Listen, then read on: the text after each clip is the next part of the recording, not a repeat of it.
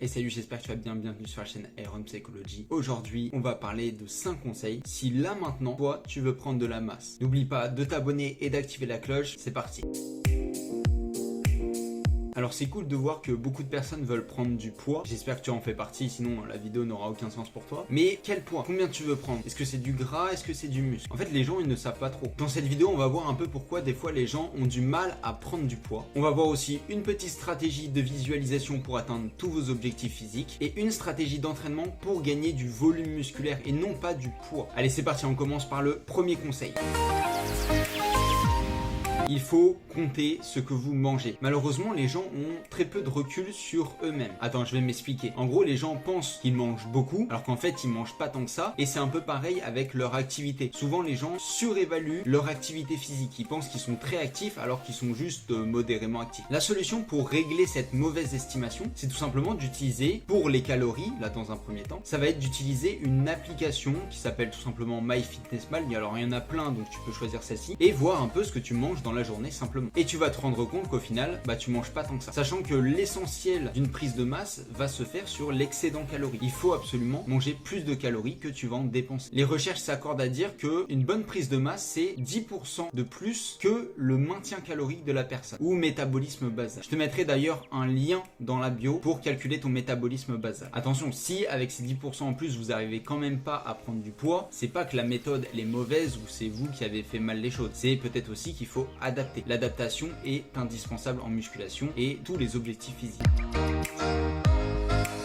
Deuxième conseil, la stratégie à la salle est indispensable et je vais vous en donner une hyper simple. C'est important d'avoir une véritable stratégie à la salle sans rentrer dans tous les détails. Il va falloir valoriser les exercices polyarticulaires et minimiser les exercices monoarticulaires. Et ça va s'amplifier en fonction de notre niveau. Plus on va être débutant, plus on va devoir faire que des exos polyarticulaires et plus on va être un peu confirmé intermédiaire, plus on va pouvoir intégrer de plus en plus d'exercices monoarticulaires tout en favorisant toujours le polyarticulaire. En gros, votre séance doit être composée de 80% d'exercices polyarticulaires et de 20% d'exercices monoarticulaires. Et pour savoir combien de séries il faut faire, en gros, dans votre semaine, et attention, là on parle bien en semaine, il va falloir qu'un petit muscle, donc en général ce qu'on travaille sur des exercices monoarticulaires, ait entre 12 et 16 séries, donc sur la semaine. Et pour les gros muscles, ça va être plutôt entre 20 et 26 séries effectives sur la semaine.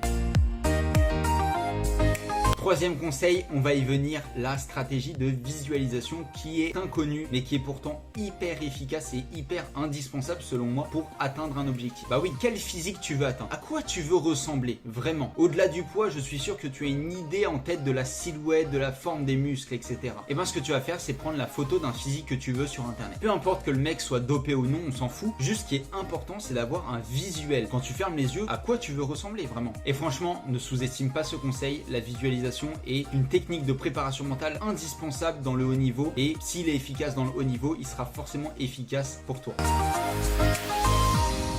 Quatrième conseil, regarde des bodybuilders. Alors peut-être que tu ne veux pas ressembler à des bodybuilders, surtout si tu es une femme, mais ne t'inquiète pas, tu ne deviendras jamais un bodybuilder si tu ne te dopes pas. Parce que c'est pas un secret, on sait que tous les bodybuilders sont dopés. Après, il y en a qui l'avouent et d'autres qui l'avouent pas, ça c'est leur problème. Quand tu regardes des bodybuilders, tu vois une chose qui marque, c'est que le temps sous tension est maximal et que la tension n'est jamais rompue. C'est-à-dire ils vont jamais aller en hyperflexion ou en hypercontraction.